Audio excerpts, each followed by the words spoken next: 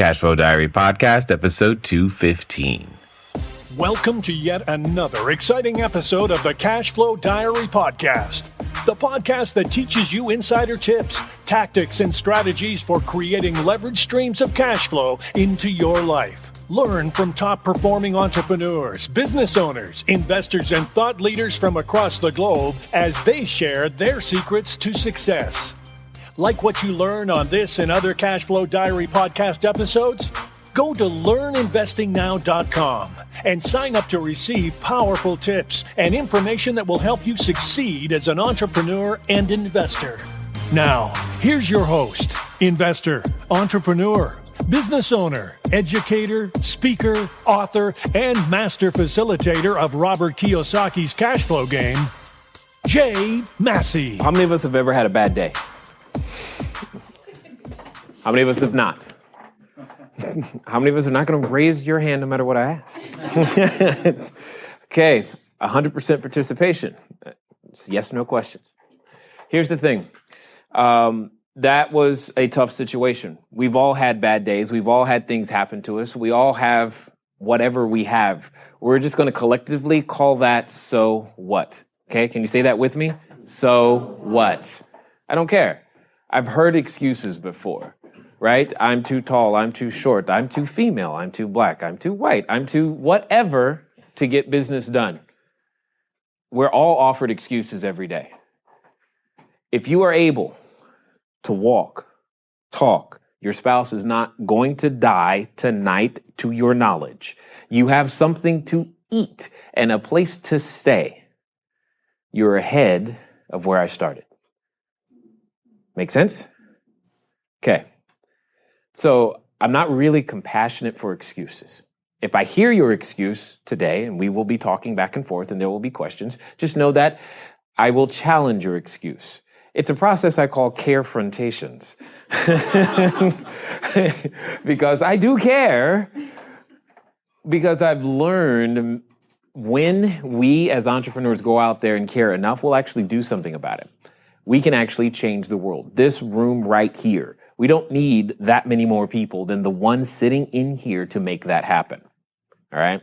I put a couple of dates on the board just to give you some context so that you can understand a little bit more about me. February 13th, 2008, that was the date that you heard me talk about us squatting in bank-owned property, etc. That was the date we lost our primary residence. That was over in Euclid, Harbor in Euclid up in Anaheim, which is where we were living at the time.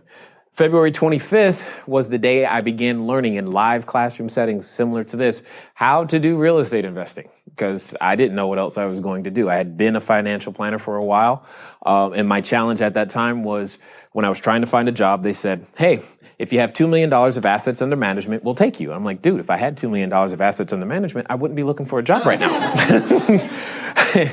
Or you can work inventory and graveyard shift. I'm like, well, neither of those options worked for me at that time. So I was like, well, what am I going to do? And a friend said, hey, you should get involved in real estate investing. So clearly with a credit score of 398 and barely $75, that's the obvious choice. Real estate investing. That's going to be a point later. June 18th, 2008 was when we closed on our first single family residence. I still own that one. It's in San Bernardino, California. It's a 2-bedroom, 1-bath house on a 1,100 square foot lot. It's really weird. 9,000 square foot lot. It's just a really weird setup. Anyway, still have that one. But that was a very important one because real estate investing is a skill set. Business is a skill set. Raising capital is a skill set. So I'm going to ask you a very simple question. How many of you know how to tie your shoe? You know you have the physical ability to tie shoes, yes? Yes. Perfect. How many of you have ever made any money tying shoes? Exactly, right? It's like, here's the thing. It's still a skill set, right? We have to teach it to the little ones because we want them to learn how to tie their shoes very properly so we can actually get in the car and go somewhere. That's really what we're after. But here's the thing. The economy doesn't care about that skill set. That's why we don't get paid for it. Not too long ago, there was a skill set known as typing. And just because you knew how to type, you could earn more money because of it. But now we have 3-year-olds who can type. on iPads and text you. At least mine do, right? And those are the things that skill declines over time in terms of marketplace value. Just understand that the skill of business and entrepreneurship, I'll rephrase, to being able to identify a problem that someone else has and being willing to solve it for them for a fee has been around for a very long time. A very long time. And once you have that skill set, I don't care what country, what language, or where you live, long as you are on planet Earth and you're near people, you have a way to create an income. That's what I love about business in general. What was the second question? What is entrepreneurship? I'm just making sure. And the third one? Whether or not you're self-employed. Well, okay. What's the fourth one? What inspires you? What inspires? Yes, and that's exactly what I want to talk about. What inspires me? Okay, so today we start out with, we're losing everything, squatting a bank-owned property, repossess. I mean, we were making decisions, electricity or food. All right, those were actual decisions. And they're like, hey, which do we pay? I don't know. By the way, the answer to that is electricity, because when you go buy the food and then you put the food in the refrigerator and the electricity gets cut off. Anyway, I'm just letting you know, if you ever in that situation, I've already been there for you, so now you don't have to do that one. Today, we have a little over 300 units of apartment buildings. Most of our apartment buildings are in Tennessee. I have a number of mortgages where people, it's how people buy a house and they pay the bank a mortgage. Well, I'm that bank in that particular case. So they pay that to me. We have a number of those in Illinois. Commercial building over in Colorado, Ace Hardware. You probably have heard of them. And then, how many of you are on T-Mobile? Anybody? Sweet. Please pay your bill, because I own a cell phone tower as well. And every time you pay your bill, a little teeny bit of that comes my way, and I'm very excited for it. So just keep doing that. Not that I had to tell you, right? She's like, now I'm switching to Sprint. I understand. But hey, everything's a real estate deal. Everything's business and solving problems in various different ways. Here's the cool thing. To date, with all of those things, I have still not used a bank loan. I've still not gone. In fact, I don't really know how to fill out a loan application, to be honest. My CFO, if we need it, will do that. In fact, when I went to get my last car, she did it, because I'm like, I don't know what they're asking. That was her job. It was awesome. And which means, because I was gifted the opportunity to start in a business with a credit score of 398 and barely $75, I had to learn how to use other people's resources from the beginning. Understand this. A business owner, by definition, must learn how to use other people's resources, whether that's time, whether that's their knowledge, whether that's their expertise, and yes, of course, their money as well. That's just one of the many tools that you need in order to make your business work. The cool thing that I love about business is how easy it is. Does anyone happen to have a newspaper? Of course not. Yeah, no, I figured, I was like, let's just go out there and see if someone actually still has physical pieces of paper of news. So I need someone to go to, on your phone, to go to the front page of, you know what, I can do it here, because it should show. Perfect. So what I'm going to do is I'm just going to show you how easy it is to find business, and specifically, let me see. Sweet. Legoland to open a ninja-themed land in the spring. That's awesome. How many of you have been to Legoland? How many of you have not? How many of you care not to go ever? Yeah, right? Exactly. Right? But aren't there some people who are absolutely fanatical about Legos? Yes. And don't you know that they know this right now? So isn't it it's again, I'm thinking about irrational obsessions, right? If you can take someone to rational obsession and give them a way to express themselves, and just simplest idea, how many of you can come up with a simple idea that can talk to this particular person? Come on. You got an idea. I got two now. Come on, give me an idea. How could you help the person who likes Legoland and ninjas? Come on, think. That's true. Okay, go further. You had an idea. Yes, exactly. What do you do? I wear many hats. Most entrepreneurs do, but what do you do? I work for a private equity group. Oh, okay. And I also have my own consulting business, and I run a co-founded impact investment fund. Got it. For other entrepreneurs. So how did you come up with merchandising? Well, how did you figure that out? Because that's exactly what I was thinking. Well, I was going to say either that or porn, which is a type of... Oh, wow. Okay. Those are subsectors of that. But Legoland and Ninja themed, I mean, those are like products, right? Exactly. And those are things. Right. And so to put those together. Are there t-shirts with this on it? Are there t-shirts with this on it? What about t-shirts with both of them on it? They don't exist yet. You know why? Because they just announced this thing. That's not overly complicated, was it? Right? All I'm doing is going, there's a specific customer.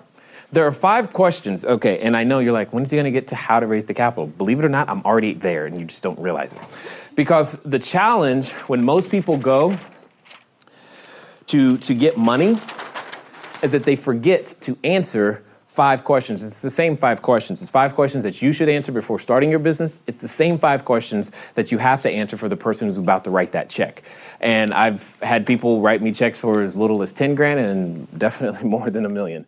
And the 5 questions are the same. They're always done in the same order. They don't change. It's just a matter of you being able to understand how to answer those questions.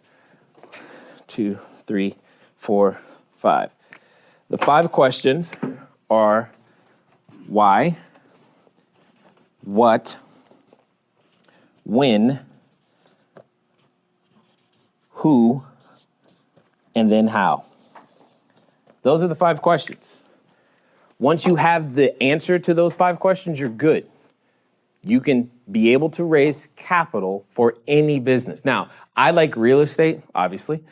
And the major reason I like real estate is because it has a very strong advantage. And that's POC, proof of concept. How many of you have heard that term before? Yes? Excellent. How many of you watch Shark Tank? Yes, right? One of the best, I almost assumed everybody in here was going to raise their hand. I'm like, how could you not? It's like, that should be your ticket entry. Answering questions from the previous episode of Shark Tank. Yes, you can come in. So with that being the case, my question becomes, Kevin, Mr. Wonderful, always ask for? What's one of the first questions he's always... Exactly. Sales. Sales are the investor's form of proof of concept. I don't care. See, right now, it takes no thought process for you to go, you know what, I'm going to buy a piece of property, and I'm going to put a house on it, and people are going to live there. You don't go, no one's ever going to do that. Right? You're like, of course. People like living in houses with roofs over their heads. Proof of concept. That's real estate's major advantage. All the other ideas we have, Legoland, Ninja-themed t-shirts, we have to prove that concept first before people will be willing to back it because they're like, I'm sure, but have you sold any? Right? That's what's missing. Is you got to have proof of concept. And the best form of proof of concept by far isn't a research study, isn't your business plan, because you know what a business plan really is, right? It's a guess at what you think might happen should you believe that this is the person that you hope is your customer, and this is how we guess they're going to use it and how much we believe they might buy should they actually like it. Yeah, it's close to that, right? Right. And you don't know what your business, you don't know how your customers are going to use your product. You don't know how they're going to react to it until you've asked them to give me $1. Give me money for it. And it could be something as small as, trust me, we test this all the time because I now have a online information business, and whether it's $1, $8, $100, $10,000, 90 grand, doesn't matter. You've got to prove that same thing just to create a customer over and over and over again. And if you can't, you don't have POC. If you don't have POC, you don't go to the table. Don't even try because you've got to have proof of concept, all right? You can overcome it. It's just very, very difficult. When you don't have proof of concept, and you don't have a track record, that's really tough. That's when you have to rely on other things like your team and their expertise and experience. But that's when you start getting into situations where you have less equity than you want at the end of the day, which for most people is not the situation you're looking for. You typically want to retain. I like to retain equity, and I like to retain control. That's like my thing. I am definitely a control freak, so I just don't do deals that are less than 51% me. I have to have majority or super majority because that's just like my thing. But I don't mind being different on the equity. That's fine, but I've got to have control. If you want my time, my attention, that's what it comes down to. But you've got to understand why. If you can't get to the reason why this product or this problem exists and why your product will actually solve it and why people will actually reach into their pocket and pull out money for it, it doesn't matter. It's the number one thing you've got to do. And it's the first and most skipped thing that happens because most of the time when we're getting ready to start a business, the first thing we ask is, how big is the market? How much money can I make? And we start out with the wrong frame of mind. Here's another definition of an entrepreneur that I hope sticks with you. It's just one word: servant. He or she who endeavors to serve the most number of people with their product or service, they're going to win long term. And I don't care if it's just lemonade. My daughters, I have 4 kids, 3 daughters, 1 son. Pray for me. 18, 7, 6, and 4. The 7 and 6-year-old, I could set them up on a weekend and put them over there in the street corner and they start selling lemonade. They're in business. What is the difference between saying, here, honey, let's go ahead and do some business versus, and we sell, maybe 20, 30 gallons of lemonade over the course of a weekend? Versus me just asking that same question and saying, how can we sell and serve 1 million gallons of lemonade every weekend? It's still lemonade. The only difference was scale. And the difference is understanding why. Why are you doing it? Why will you take the time to get up in the morning, night, afternoon, evening, 24? Okay, let me just squash something right here. You realize you're not going to work less, right? Okay, I've heard it said that being an entrepreneur is also someone who's willing to work 80 hours for themselves so they don't have to work 40 hours for someone else. Because it's kind of like that, especially at the beginning. But at the end of the day, understanding why your product or service is the one that's going to make things happen is important. Why do you want to be in business? It's got to be strong. Because you will. How many of you have ever been sued? There's only 2? Yeah, excellent. How many of you have not been sued yet? Okay, got it. So when that comes, you need to know why. Why am I fighting for these people, my employees, jobs? Why am I fighting to serve these people, customers? Why do I care? Do I care? And if you don't, it's going to be days like that, you'll be done. Unless you actually care, then it's cool. You'll figure out a way and you'll make it happen. What you want to sell, what you want to provide, it doesn't really matter. We came up with an idea right here. What I love about the newspaper, it's the best place to grab leads and ideas. I typically do this, and I've done this in foreign countries. I'll take a foreign newspaper, and within a few pages of the first page, I can find a real estate deal, no matter where it is, so long as someone can translate it for me. I can find a real estate deal. I can find business. They're right here. Problems people offer to you for free. Okay? And that's what you must remember. You are a problem solver. So let's talk about money for a moment. What is this? Total free participation here. What is this? What is it? It's a $100 bill. Okay. What else is it? It's an idea. It's an idea. I like that. Someone said it. It's a resource. I like that. What else is it? Tool. Yes, absolutely. What else? Power. Sure. What else? Advantage. It's advantage. Okay. Yeah, I have it. You don't. Right. All right. What else? What's that? A means. That's true. May I borrow this for a second? Yes, of course. Okay. What's the difference between this and this? Value. Value? What, hold on. Hold on. What is this? What is this? Legal tender. What is this? Paper. They're both paper. Let's just really talk about it for a second. This is paper. But why do you value this piece of paper more than this piece of paper?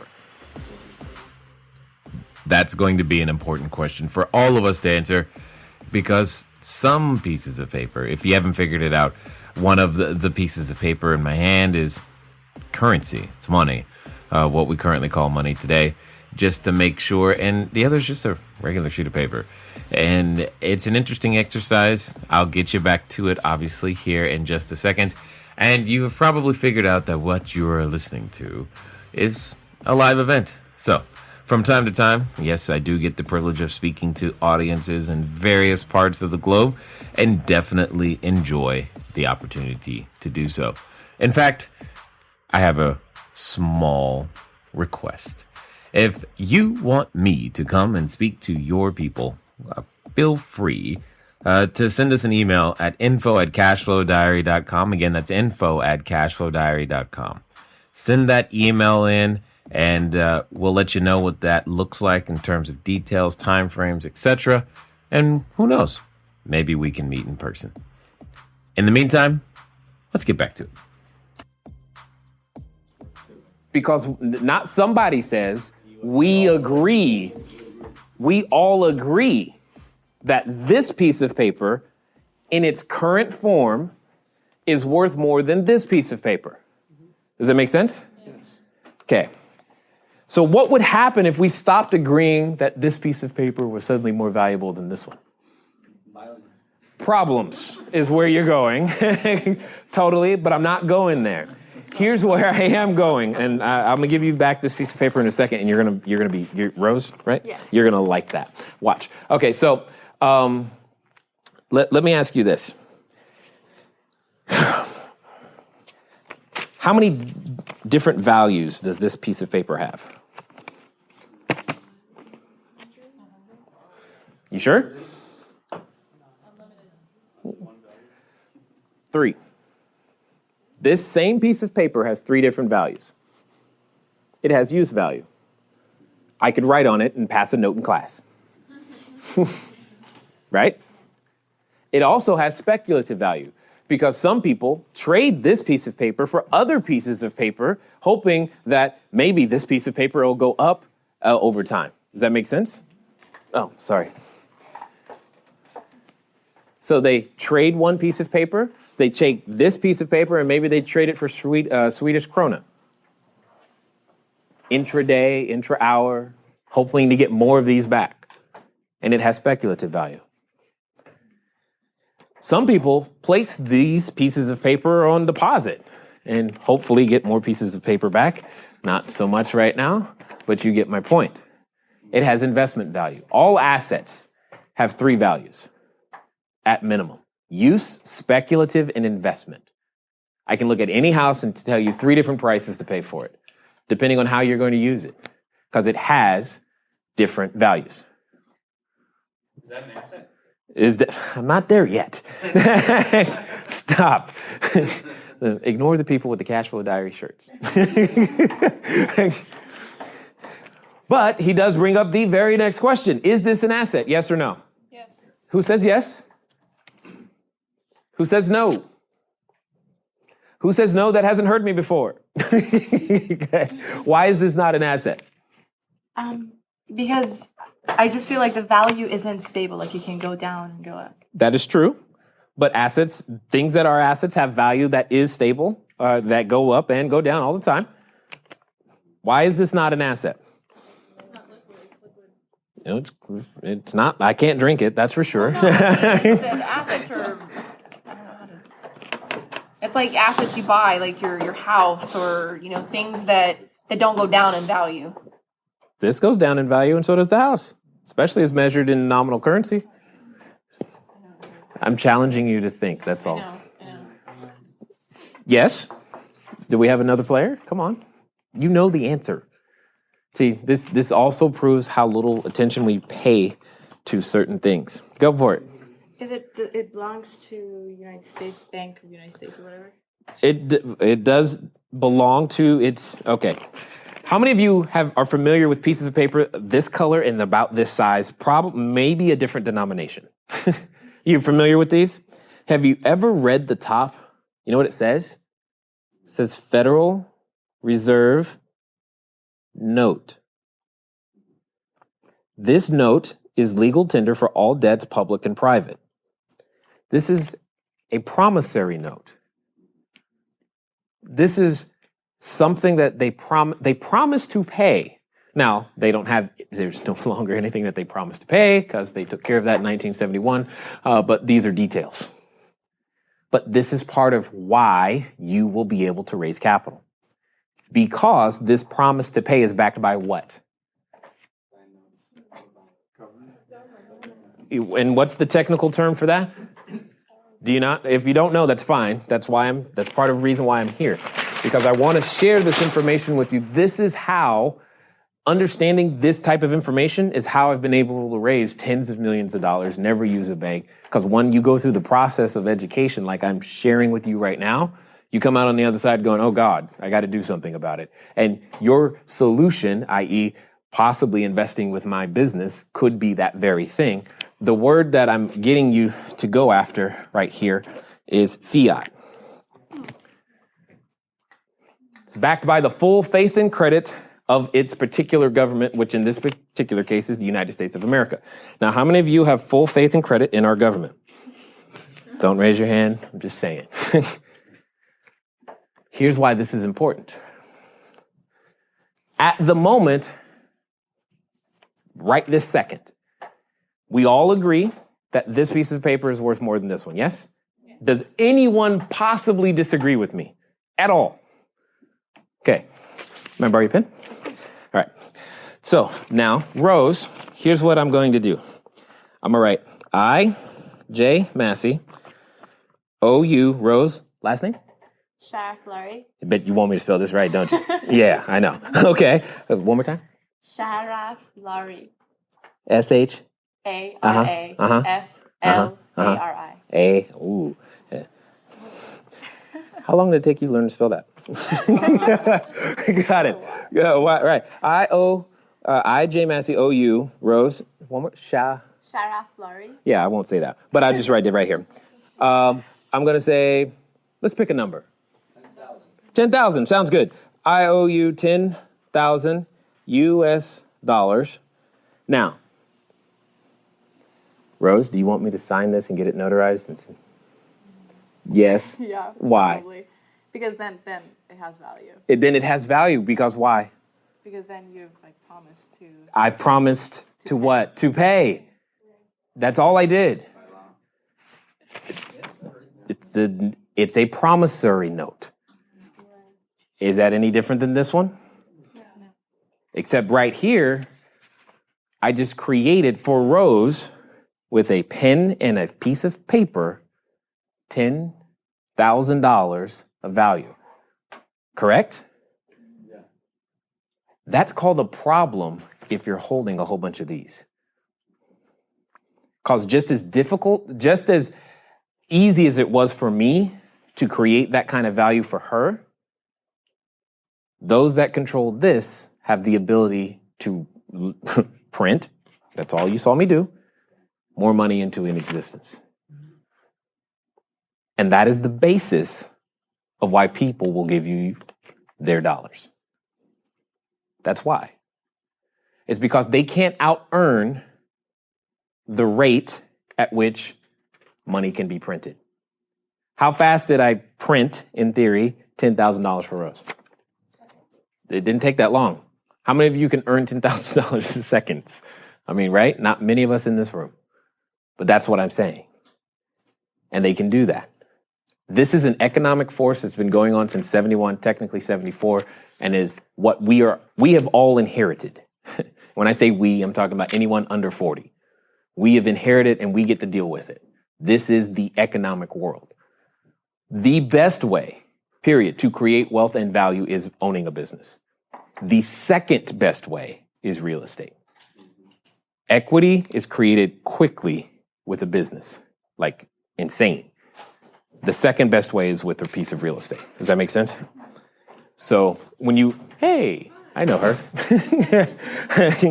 So all I'm saying to you is the ideas that you have in your head can be worth tens of thousands. I'm sorry, I didn't sign that. I know you wanted me to. She was really, really hoping. But the ideas that are in your head can be worth tens of thousands of dollars in a very short period of time.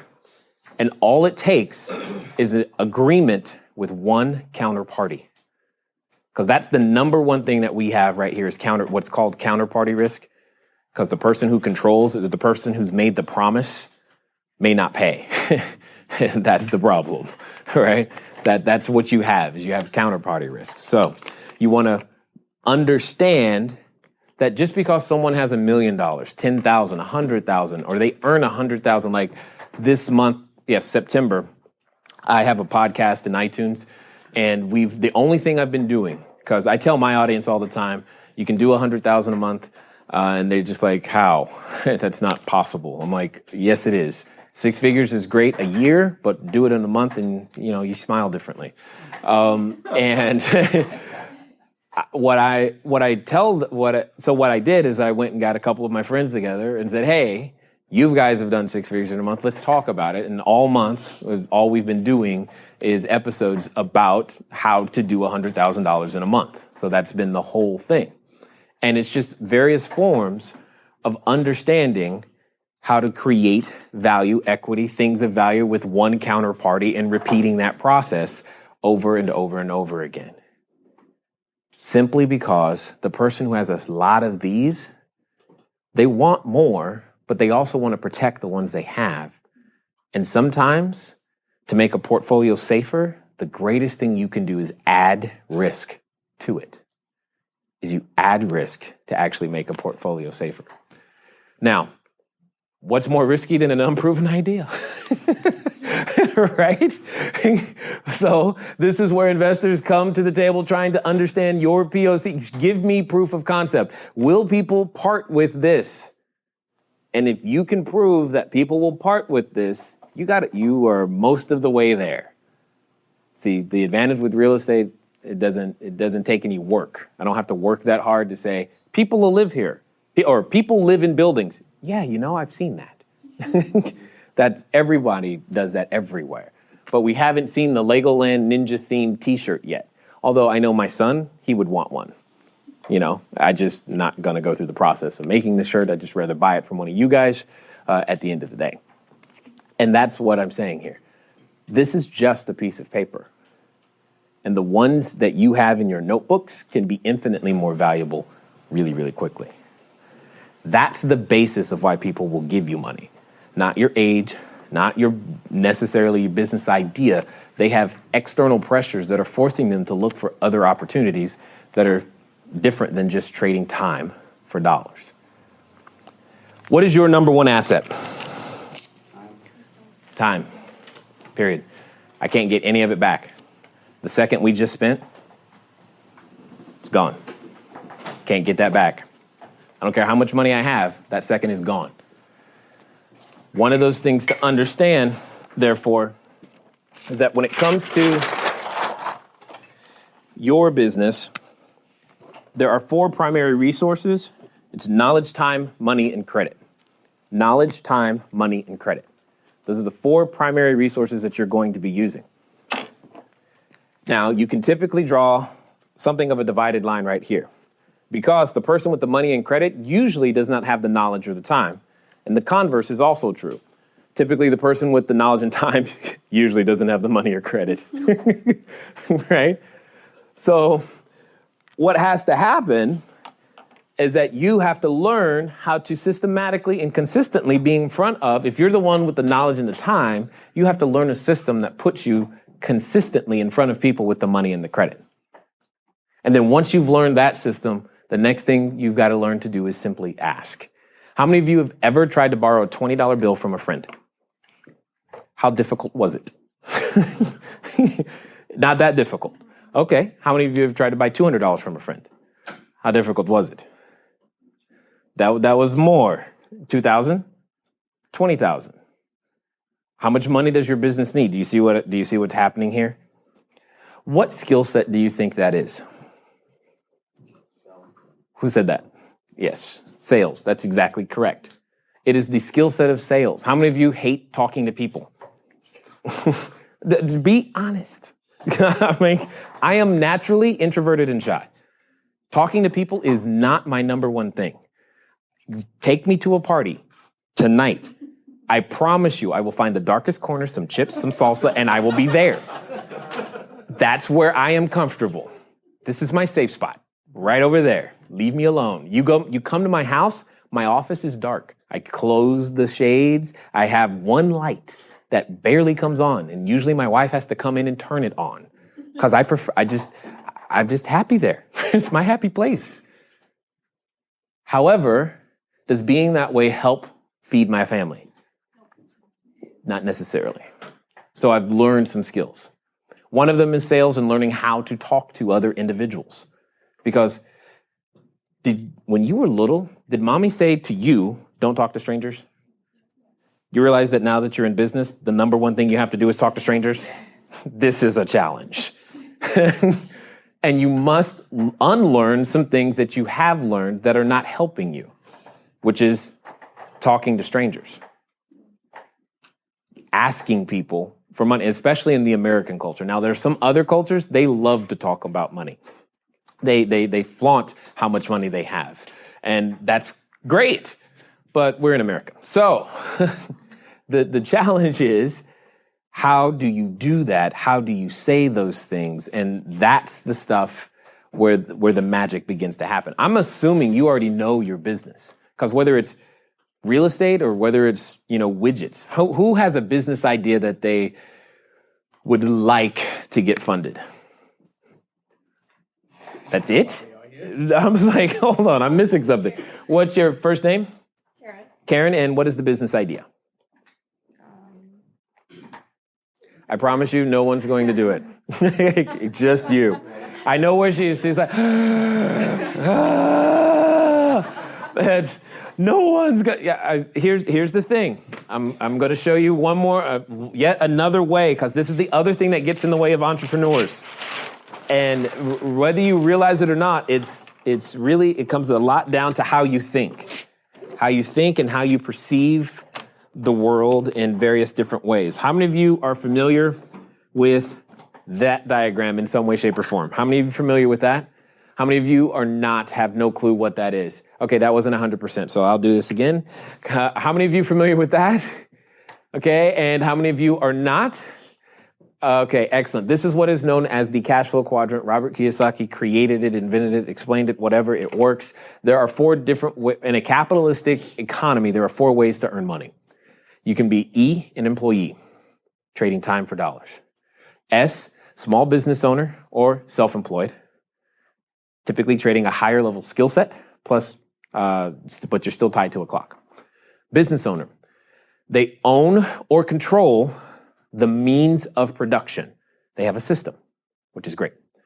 And an investor tends to use their capital to go out there and bring back more capital to them. That's how each of those quadrants work. Now, at some point, as your business develops, you kind of want to play in all of these, because just because you earn a lot of money, that doesn't necessarily mean you're a business owner. You familiar with an individual by the name of Kobe Bryant? When he's playing for the Lakers, which quadrant do you think that is? He's an employee. He's an employee. Now, that's a big check, which comes with big taxes and a whole bunch of other things. But at that moment, he's the employee. Does that make sense? So those things are important to understand. It's not about the amount of money, it's the type of money that you actually earn as well. In fact, I can make an argument that $200 a month here is worth more than $1,000 a month here. Seriously, I could make that argument very, very easily. Simply after taxes, after a whole bunch of other things, I can make that argument all day long. So this is important to understand, though. The primary mindset, though, between this person, what do employees ask on the job interview? How much do I get paid? How much do I get paid? What else do they ask? What are my hours? What are my hours? Yep. What else do they ask? How many days off do I get? How many days off do I get? What else do they ask? Work expectations. What's the least I can do and still get a check? That's really what they're saying. Tell me I'm wrong. Okay? All right? What else? What else did they say? Yes, exactly. I was waiting for that one. What are my benefits? Right? He said it. I just didn't hear him. Okay. But who's the focus in all those questions? Them. Right. What about the self-employed person that's a little bit more, but don't you often hear, this is what I charge per hour? Here's what my time is worth. Who's the focus there? Let's talk about the business owner. The business owner, in their thinking, when they go, oh my gosh, I need to increase revenue, what are they thinking? How many units can I move? Also, code for how many stinking gallons of lemonade can I get sold this weekend? How many people's thirst can I solve? They have to think about who? Other people. Other people. Oh my God, if we go out and try to sell 1 million gallons of lemonade, I'm going to need 30 people to do that. Where am I going to find 30 people this weekend? Who are they thinking about? What do they have to do? They have to, by definition, begin to think about other people in order to make that happen. What about the investor? You know what? I got too much money. And yes, there are people who say that. I have too much money. You're like, where are they? I understand. I got too much money. I would love to put some of my money to work, but I don't want to do it. What do they got to do? They got to think about who's got a system, who's got a business that I could give that money to make that work. Does that make sense? That's got POC, that can prove that they've got management skills. Now, here's the interesting thing. When the employee graduates, gets their degree, all that stuff, they're ready to go, who do they have to find? Business owner. The self-employed attorney, lawyer, even mortgage professional, who do they really want as clients? People with a lot of money and assets, and usually called the business owner. The investor who is hoping somebody is running a system somewhere that can produce capital without them having to be personally involved in it. Who is that person looking for? Business owner. I find this interesting. Did you, when you graduated, did you go to an entrepreneurial fair? Or did you go to a job fair? I find that also interesting. Here's why this is important. Karen, yes? Yes.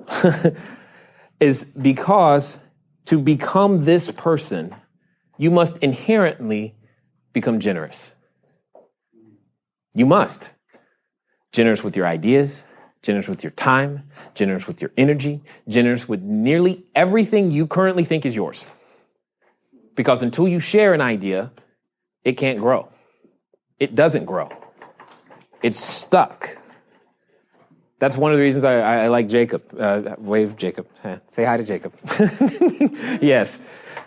Because he is the exact opposite. If there are any two individuals in this room that are polar opposites, it is he and I. I promise you on this.